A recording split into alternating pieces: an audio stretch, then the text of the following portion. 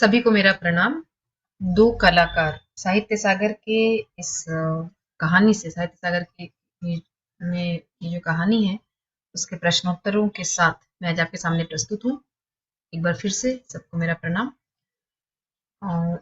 Semester 2 के लिए जो बच्चे अभी 10th में हैं और जिनकी परीक्षा सेमेस्टर 2 की बाकी है उसके लिए ये अवतरण नहीं पूछा जाएगा, लेकिन बाकी जो 9th के बच्चे जो देख रहे हैं नेक्स्ट ईयर जो 10th में आएंगे उनके लिए ये अवतरण बेस्ड ही होगा। आगे क्या होगा कोरोना के काल में मैं नहीं कह सकती हूँ, पर फिलहाल ये सेमेस्टर 2 के अनुसार मैंने जो बनाया है, जिसकी चर्चा मैं कर रही हूँ उसके अनुसार ये जो अवतरण है, अवतरण आपको नहीं पूछा जाएगा। अदरवाइज हमने हमेशा अवतरण के आधार पर ही क्वेश्चन आंसर्स पढ़े हैं, तो उसको ही हम फॉलो करेंगे।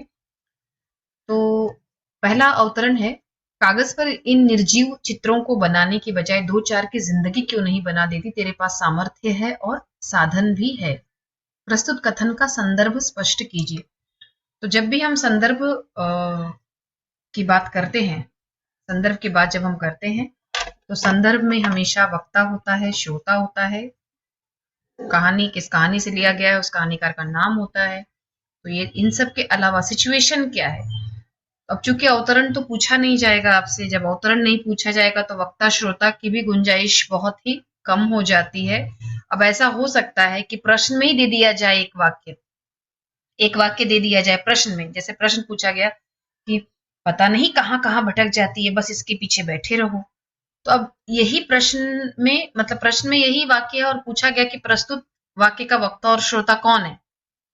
समझ में आ रही बात आपको। अवतरण नहीं है, वो वाक्य ही दे दिया गया। प्रश्न क्रमांक 1 में एक वाक्य दे दिया गया और इसके वक्ता श्रोता, तो फिर ऐसी स्थिति में आपको वक्ता श्रोता की जानकारी होनी चाहिए, क्योंकि हमें पता नहीं प्रश्न किस तरह से पूछा जाएगा। आप अपनी ओर से अपनी पूरी तैयारी रखिए। और यहाँ वहां जो भी मैं देखती हूँ यूट्यूब वीडियोज में बताते रहते हैं कि पोर्शन कम हो जाएगा, मतलब आपको बहुत सारा ग्रेस मार्क्स दिए जाएंगे, बिल्कुल इन बातों में नहीं आइए। आपको जैसा आपके टीचर्स कह रहे हैं फॉलो कीजिए, कोई पोर्शन रिडक्शन और नहीं होने वाला है। और जिस तरीके से आप पढ़ाई कर रहे हैं आप करते रहिए।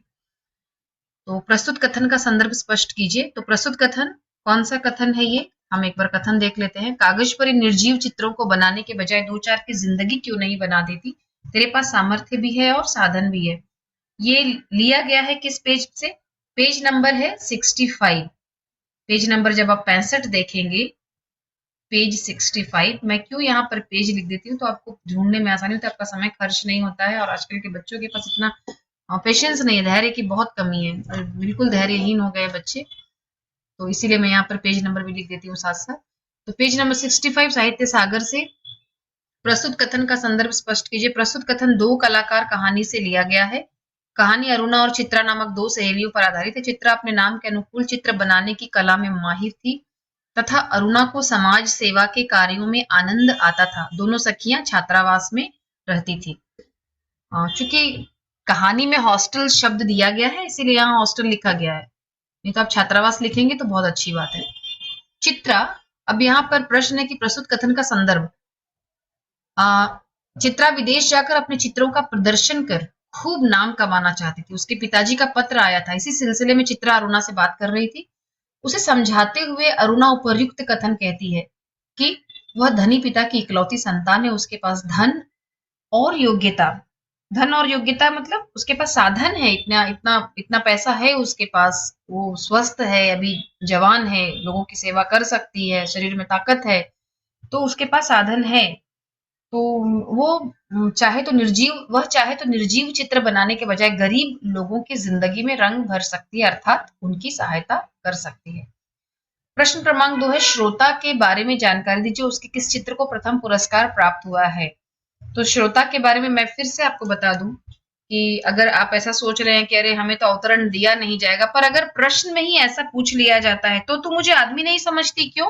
सपोज ये प्रश्न है, एक एक क्षण के लिए ऐसा मान लीजिए, थोड़ी देर के लिए मान लीजिए, मैं सेमेस्टर 2 के जो विद्यार्थी हैं उनके बारे में बात कर रही हूँ, एक क्षण के लिए मान लीजिए कि ये ऐसा नहीं है। ये प्रश्न इस तरह से पूछा गया है, तो तू मुझे आदमी नहीं समझती। कहाँ है ये पेज नंबर 65 में ही है। तो तू मुझे आदमी नहीं समझती क्यों। अब इस तरह से पूछा जाए कि श्रोता के बारे में या वक्ता के बारे में जानकारी दीजिए, अब तो आपको जानकारी होनी चाहिए यहाँ पर। अवतरण नहीं है, लेकिन यहाँ पर ये वाक्य दे दिया गया है, तो ऐसी स्थिति में आपको आपके पास कोई चॉइस नहीं रहता है।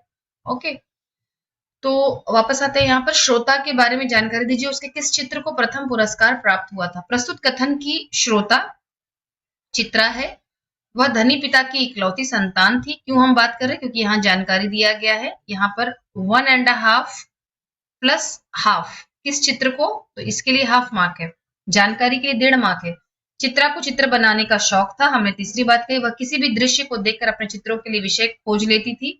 चित्रा अपने लक्ष्य के प्रति तो बहुत ही फॉर्म थी, बहुत दृढ़ थी, लेकिन बहुत आत्म केंद्रित और बहुत ही एम्बिशियस थी। बहुत एम्बिशियस थी चित्र बनाने के मामले में, उसे मतलब चित्रकला के मामले में उसे लगता था कि चित्रकला में उसे अखबारों में उसका नाम आना चाहिए, उसे इनाम पाना चाहिए। इस बारे में वह बहुत ही ज्यादा ओवर एम्बिशियस थी। वो इतनी ज्यादा महत्वाकांक्षी थी कि जो दृश्य दूसरों की आंखों में आंसू ला दे, जो दृश्य दूसरों को भावनाओं से भर दे, भावनाओं से अतिरेक कर दे, तो वही दृश्य में वह बड़ी ही बहुत ही सहर्षता से अपने लिए अपने अगले चित्र के लिए विषय ढूंढ लेती थी।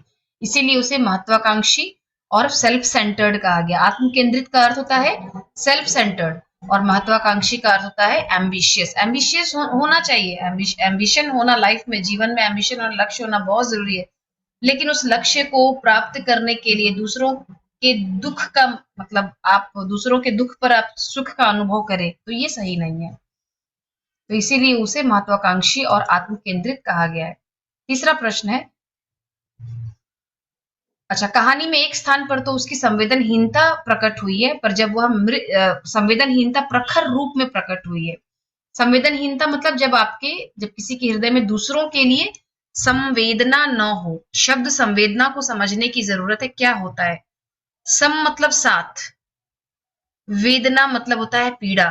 तो जब किसी की पीड़ा में आप उसके साथ है, उसकी पीड़ा को आप महसूस कर सके, तो उसे हम कहते हैं संवेदना। संवेदनशील वह व्यक्ति होता है जो दूसरों की संवेदना को समझ सके, और इसी का विलोम होता है संवेदनहीन, यानी जो दूसरों के दुख को, दूसरों के दर्द को, पीड़ा को ना समझ सके, तो इसे हम संवेदनशील और संवेदनहीन कहते हैं। तो कहानी में एक स्थान पर उसकी संवेदनहीनता तब प्रकट होती है जब वह मृत भिखारिन का रफ स्केच बनाने में जुटी थी। भिखारिन के बच्चों के प्रति चित्रा के मन में किसी प्रकार की दया की भावना नहीं नजर आती है, और इन चारित्रिक कमजोरियों के बावजूद चित्रा मतलब जो चित्रा थी वह बहुत अच्छी सखी थी। किसकी, अरुणा की। उसके हृदय में अरुणा के प्रति अत्यंत स्नेह था, और चित्रा के अनाथ शीर्षक वाले चित्र को प्रथम पुरस्कार प्राप्त हुआ था। अनाथ शीर्षक वाले, ये अक्सर या हाफ मार्क के लिए पूछा जाता है कि उसके किस चित्र को प्रथम पुरस्कार प्राप्त हुआ था। तो अनाथ शीर्षक वाले, उसके किस चित्र ने विदेशों में धूम मचा दी थी, या विदेशों में उसके किस चित्र की बहुत चर्चा हुई थी, कॉलम के कॉलम भर गए थे अखबारों के, तो उसके अनाथ शीर्षक वाले चित्र ने कॉलम पर कॉलम भर गए। अगला प्रश्न है, अरुणा समाज सेविका थी। यह एक कथन है, अरुणा समाज सेविका थी। दो कलाकार कहानी के आधार पर उदाहरण सहित सिद्ध कीजिए, स्पष्ट कीजिए, प्रूफ कीजिए। तो दो कलाकार कहानी में अरुणा समाज सेवा के प्रति पूरी तरह से डेडिकेटेड दिखाई देती है, समर्पित दिखाई देती है। वह यहाँ पर समर्पित दिखाई देती है। वह छात्रा थी, हॉस्टल में रहती थी, परंतु अपनी पढ़ाई के साथ साथ वह समाज सेवा के कार्यों में भी अपना योगदान देती थी। अरुणा बस्ती के चौकीदारों, नौकरों और चपरासियों के बच्चों को, यहाँ पर ये की नहीं है, चपरासियों के बच्चों को निःशुल्क पढ़ाया करती थी। जब हम निःशुल्क लिखते हैं तो वहां पर कोलोन आता है, निःशुल्क पढ़ाया। जब हम कभी कभी टाइप करते हैं तो ये ऑप्शंस हमारे सामने नजर नहीं आते हैं। निःशुल्क पढ़ाया करती थी। निःशुल्क मतलब, शुल्क मतलब होता है फीस, जो हम पैसा देते हैं, शुल्क, और निःशुल्क मतलब बिना फी के। बाढ़ पीड़ितों की बिगड़ती दशा के बारे में रोज समाचार पत्रों में पढ़कर उनके लिए सारा दिन चंदा एकत्रित करती थी। स्वयं सेवकों के दल में शामिल होकर उसने बाढ़ पीड़ितों की सहायता की थी। बाढ़ पीड़ितों की सहायता की थी। स्वयं सेवक जब हम कहते हैं तो इसका अर्थ होता है, इंग्लिश में जिसे हम जानते हैं वॉलंटियर। वॉलंटियरली वो जाती थी। स्वयं मतलब अपने आप, सेवक मतलब सेवा करना, सेवक मतलब सेवा करने वाले लोग, जो अपने आप सेवा करे, किसी के बोलने पर नहीं, खुद महसूस करे और किसी की सेवा करने के लिए जुट जाए, उसे हम कहते हैं वॉलंटियर, किसी काम को करना। तो स्वयं सेवकों के दल में शामिल होकर उसने बाढ़ पीड़ितों की भी सहायता की थी। तो ये हमने बात की यहाँ पर अरुणा के बारे में, और भी उसके बारे में जो बातें हैं। अरुणा बहुत संवेदनशील थी। उसने अपनी ह्यूमैनिटी का परिचय देते हुए उसने क्या किया था, मृत भिखारिन के दोनों अनाथ बच्चों को अपनाकर उनका पालन पोषण किया था। इन सभी उदाहरणों से सिद्ध होता है कि अरुणा में समाज सेवा की भावना थी, और समाज सेवा की यह भावना भी उसके चरित्र का एक कलात्मक पक्ष है। कलात्मक पक्ष मतलब ये आप यहाँ पर लिख सकते हैं, उसके चरित्र का एक कलात्मक पक्ष है, मतलब उसके जीवन की कला प्रियता को यह सिद्ध करता है, यह स्पष्ट करता है। तो अगर आपसे पूछा जाए कि कौन बड़ा कलाकार था, तो आप लिख सकते हैं यहाँ पर कि समाज सेवा की जो भावना थी यह उसके जीवन का एक कलात्मक पक्ष है, और उसने निर्जीव चित्रों में रंग भरा था। मतलब उसने निर्जीव कागजों में रंग भरने की बजाय उसने क्या किया था, उसने अनाथ बच्चों के जीवन में, लोगों के जीवन में, जरूरतमंदों के जीवन में उसने रंग भर दिया था, और इसीलिए वह चित्रा से ज्यादा बड़ी और महान कलाकार थी। अगला प्रश्न है, दो कलाकार कहानी के शीर्षक की सार्थकता स्पष्ट कीजिए।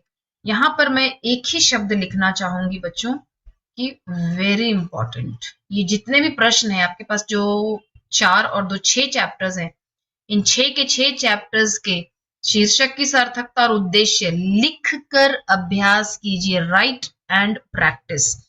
तो दो कलाकार कहानी दो विभिन्न विचारों वाली घनिष्ठ सहेलियों की कहानी है। तो दोनों की विचारधाराएं अलग है, लेकिन उसके बाद भी दोनों में बहुत अच्छी मित्रता है, इसीलिए घनिष्ठता है, दोनों बॉजम फ्रेंड्स।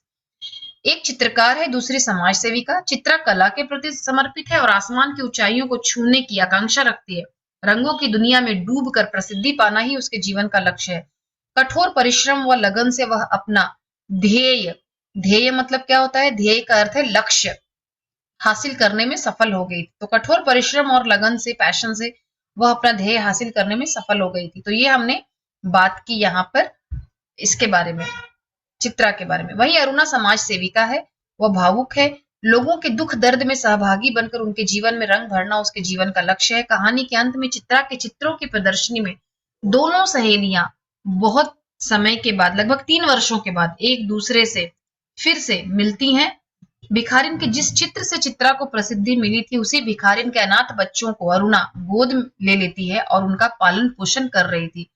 तो जहां चित्रा ने उन दोनों बच्चों का रफ स्केच बनाया कागज पर, वहीं अरुणा ने उन दोनों बच्चों के जीवन में रंग भर दिया, अपने प्रेम का, अपने स्नेह का, अपने मतलब एक माँ के समान वह बन गए थे, अपने मातृत्व का रंग भर दिया, और इसीलिए वह मतलब ज्यादा निपुण कलाकार थी। और इसीलिए मतलब पूरी जो कहानी है वह शीर्षक से जुड़ी हुई है। दोनों जो पात्र हैं वे शीर्षक से जुड़े हुए हैं, इसीलिए इसीलिए इस कहानी की जो शीर्षक की सार्थकता है वह सिद्ध होती है। तो चित्रा और अरुणा दोनों ही कलाकार है। यदि चित्रा चित्रकला में निपुण है, तो अरुणा लोगों के जीवन को सार्थक बनाने की कला में कुशल है। इस प्रकार हम कह सकते हैं कि शीर्षक कहानी से पूरी तरह से जुड़ा हुआ है और पूर्णतया सार्थक है। बच्चों, मैं फिर से कहूंगी आपसे कि आप एकदम रट्टा मार करके मत पढ़िए, लिखिए और समझते हुए। कितनी अच्छी कहानी, बहुत ही अच्छी कहानी, बेहतरीन कहानियों में से एक कहानी है। तो इसको समझिए, इस कहानी को, और अपने अनुसार भी आप लिख सकते हैं इसे। आप दोनों ही पात्रों के बारे में लिखिए, फिर दोनों में कौन दोनों कलाकार है अपने अपने जीवन में। जहां चित्रा जो है वह पेपर में रंग भरती है, कागज में रंग भरती है, अरुणा लोगों के जीवन में रंग भर रही है, मुस्कान का रंग बिखेर रही है वो। ठीक है, अपनी उसके पास जो तुलिका है, तुलिका हम कहते हैं पेन ब्रश को, तो उसके पास जो तुलिका है वह लोगों के जीवन में रंग भरने का काम कर रहा है। इसीलिए शीर्षक की सार्थकता सिद्ध होती है। मतलब और बातों के साथ साथ इस प्रकार से भी आप लिख सकते हैं। तो ये हमने ये इन 4 प्रश्नों की चर्चा की। और सेमेस्टर 2 का जो अगर आप स्पेसिमन पेपर देखेंगे उसमें अवतरण नहीं दिया गया है, लेकिन मैंने आपको बताया है कि किसी प्रश्न के अंतर्गत कैसे अवतरण दिया जाएगा। मैंने वीडियो के आरंभ में ही आपको बताया है, तो ध्यान दीजिएगा उस बात को भी। और स्पेसिमन पेपर में चारों पाठ की, मैं साहित्य सागर के चारों पाठ की बात कर रही हूँ, एक एक प्रश्न पूछा जाएगा। कोई भी 3 मार्क का हो सकता है, कोई भी 2 मार्क का हो सकता है, इसीलिए अच्छे से पढ़िए। अगला प्रश्न है, एक्सट्रैक्ट है, अवतरण है। तुझे दुनिया से कोई मतलब नहीं, दूसरों से कोई मतलब नहीं, बस 24 घंटे अपने रंग और तुलिकाओं में डूबी रहती है। फिर से सेम पेज नंबर 65 से ही लिया गया है और लास्ट पैराग्राफ है ये, पेज 65 में लास्ट पैराग्राफ। वक्ता का नाम लिखिए। श्रोता की कला के संदर्भ में वक्ता उसे क्या क्या समझाया करती थी। प्रस्तुत कथन की वक्ता अरुणा है और श्रोता चित्रा है। वक्ता अरुणा में मानवता व दया की भावना है। उसके लिए मानव सेवा ही सबसे बड़ी कला है। और वास्तव में ये भी हमारे जीवन का एक बहुत बड़ा कलात्मक पक्ष है। तो वह अक्सर चित्रा को समझाती थी, वह चित्रा को अक्सर समझाती थी, इस अक्सर को अगर हम यहां से हटा दें, वह चित्रा को अक्सर समझाती थी कि उसकी चित्रकला बेमतलब व निरर्थक है। यदि चित्रा कागज पर निर्जीव चित्र बनाने के स्थान पर दो चार लोगों की जिंदगी में रंग भर देगी तो उसकी जिंदगी जो है वह सफल हो जाएगी। तो उसे ये बातें समझाती थी। पेज नंबर 65 लास्ट पैराग्राफ पढ़िए, बहुत सारी बातें लिखी हैं। आप अपनी अपने तरीके से इस उत्तर को भी आप लिख सकते हैं। कहां पर है फिर से बता रही हूँ, पेज 65 लास्ट पैराग्राफ। अपने पिता का पत्र प्राप्त होने पर श्रोता उल्लसित थी। क्यों? सकारण उत्तर लिखिए। उल्लसित याद कीजिए, भेड़े और भेड़िए में कौन उल्लसित था, कौन दुखी था, किसका चेहरा उतर गया था। उल्लसित मतलब खुश। तो प्रस्तुत कथन की श्रोता चित्रा है। चित्रा को चित्र बनाने का शौक था। वह छात्रावास में रहकर चित्रकला के क्षेत्र में ही उच्च शिक्षा प्राप्त कर रही थी और विदेश जाकर वह चित्रकला के क्षेत्र में ही आगे पढ़ना चाहती थी। चित्रा के पिता ने पत्र में लिखा था कि जैसे ही हॉस्टल में कोर्स खत्म हो जाए, समाप्त हो जाए, तो वह विदेश जा सकती है। चित्रा की जो आकांक्षा थी वह पूरी होने वाली थी। उसे विदेश जाकर पढ़ने का मौका मिलने वाला था। तब वह बहुत उल्लसित थी। तो उसकी जो मनचाही मुराद है वह पूरी होने वाली थी। उसे विदेश जाकर पढ़ने का मौका मिलने वाला था और इसीलिए वह बहुत ही उल्लसित थी। अगले प्रश्न पर जाते हैं। बाढ़ से पीड़ित लोगों की दयनीय दशा देखकर श्रोता और वक्ता ने क्या क्या कार्य किए थे, विस्तार पूर्वक उत्तर लिखिए। देखिए, दोनों दो सखियां हैं और दोनों के विचार अलग है। तो यहां पर मैं पहले आपको बता दूं, श्रोता कौन है। यहां पर श्रोता है चित्रा और वक्ता है अरुणा। तो एक बार हम यहां पर लिख लेते हैं कि श्रोता कौन है। तो श्रोता है चित्रा और वक्ता है अरुणा। चित्रा, जिसे चित्रकला का शौक था, उसने पीड़ित लोगों की दयनीय दशा को देखकर उसे अपने आने वाली मतलब आगामी जो पेंटिंग्स बनाने वाली, चित्र बनाने वाली, उसे उसके विषय मिल गए थे। तो उसने 3 चित्र बनाए थे। किसने 3 चित्र बनाए थे? ये कहाँ लिखा है? ये लिखा है पेज नंबर, जब आप 66 में जाएंगे तो वहीं पर उस 66 पेज में सेकंड लास्ट या थर्ड लास्ट पैराग्राफ है, उसमें लिखा है। तो बाढ़ से पीड़ित लोगों की दयनीय दशा देखकर श्रोता चित्रा को अपने चित्रों के लिए विषय मिल गए थे। उसने बाढ़ पीड़ितों की दशा पर 3 चित्र बनाए थे।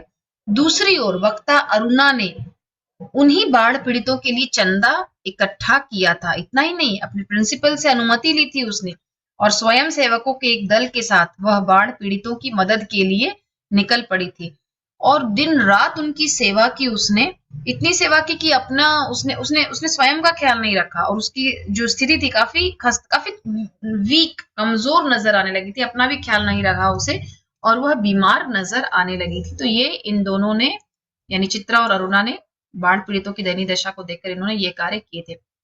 आपके अनुसार प्रस्तुत कहानी में कौन महान कलाकार था? तर्कयुक्त उत्तर लिखिए।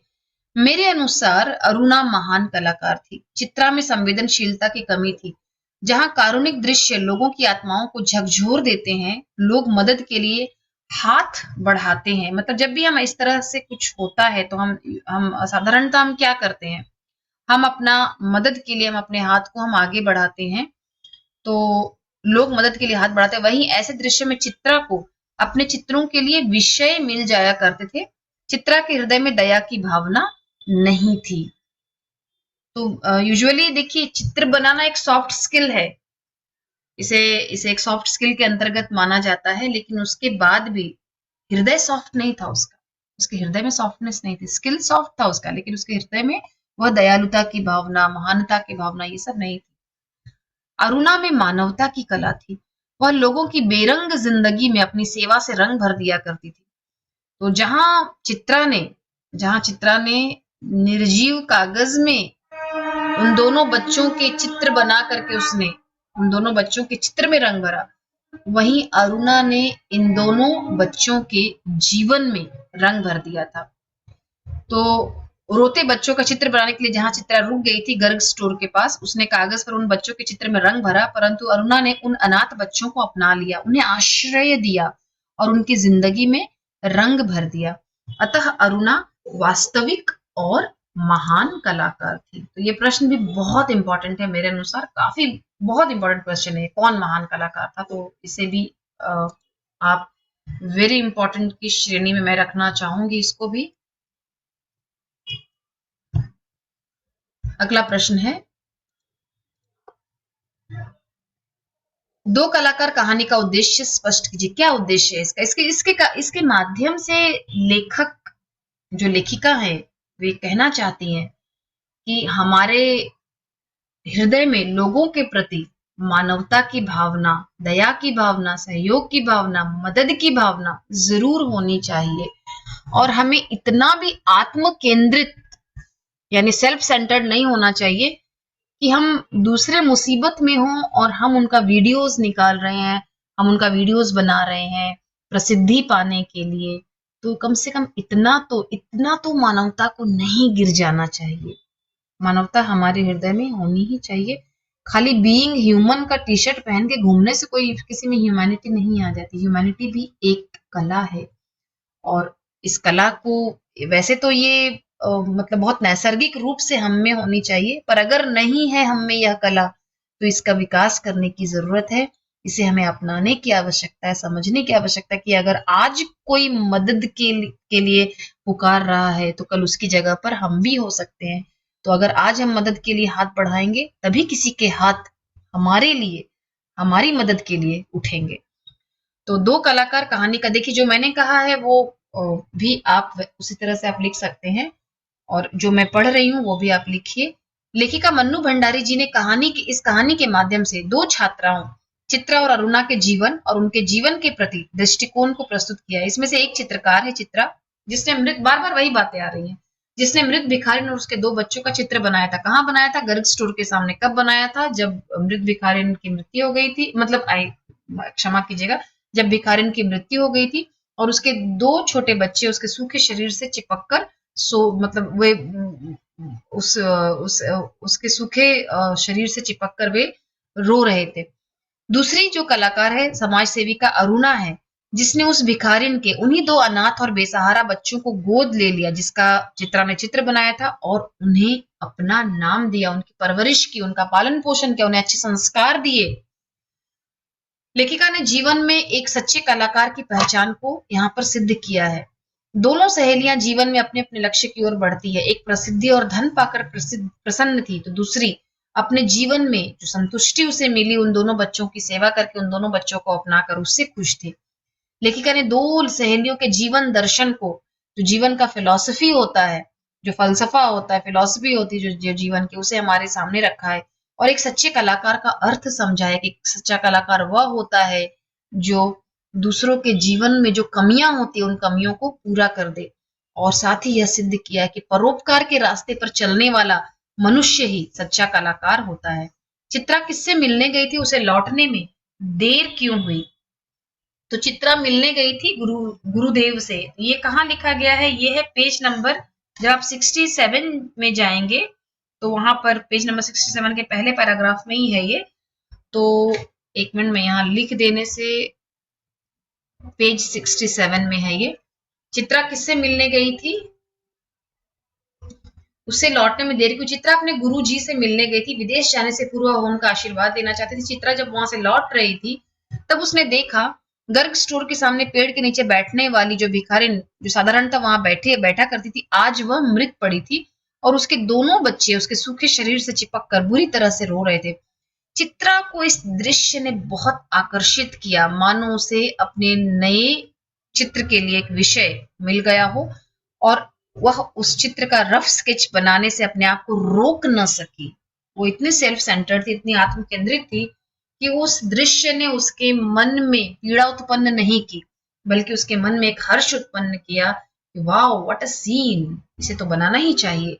तो स्केच बनाने के लिए वह वहां रुक गई और इसी कारण उसे लौटने में देर हो गई। अरुणा स्वयं सेवकों के दल के साथ कहाँ गई थी, वहां से लौटने पर उसकी स्थिति कैसी थी? अरुणा स्वयं सेवकों के एक दल के साथ बाढ़ पीड़ितों की सहायता करने के लिए गई थी। वहां से वह 15 दिन के बाद लौटी थी। उसकी हालत काफी खस्ता हो गई थी। सूरत ऐसी निकल आई थी, हम यूजुअली कहते, यहाँ लिखा है सूरत ऐसी निकल आई थी, पर आप लिखिए उसकी सूरत ऐसी हो गई थी मानो 6 महीने से बीमार हो, वह बहुत दुर्बल हो गई थी। ये कहाँ लिखा है? ये पेज नंबर है 66 में। जब भी मैं पी लिख रही हूं तो ये पेज 66 है। और वह बहुत दुर्बल हो गई थी। चित्रा ने कितने चित्र बनाए थे? तो यहाँ उत्तर हमें पता है, कई बार हम पढ़ चुके, 3 चित्र बनाए थे। उन चित्रों को देखकर अरुणा की क्या मनोदशा, उसका स्टेट ऑफ माइंड क्या था? अरुणा का स्टेट ऑफ माइंड, तो अरुणा अभी अभी ऐसे दृश्यों को लाइव देख करके आ रही थी, आंखों से देख करके आ रही थी ऐसे दृश्यों को। और जब उसने, अरुणा ने जब चित्रा की इन 3 चित्रों को देखा जहां पर कोई मदद के लिए पुकार रहा है, कोई माँ मरी पड़ी है, कोई बच्चा बह रहा है पानी में, किसी का घर बह रहा है पानी में और लोग एकदम चीख पुकार मची हुई है, तो ये सब चित्रों को देख करके उसका मन जाने कैसा कैसा हो गया। कैसा कैसा कहने का अर्थ है उसका मन दुखी हो गया। तो जो दृश्य वह अपनी आंखों से देख कर आ रही थी, वैसे ही दृश्य चित्रा ने अपने चित्रों में बनाए थे।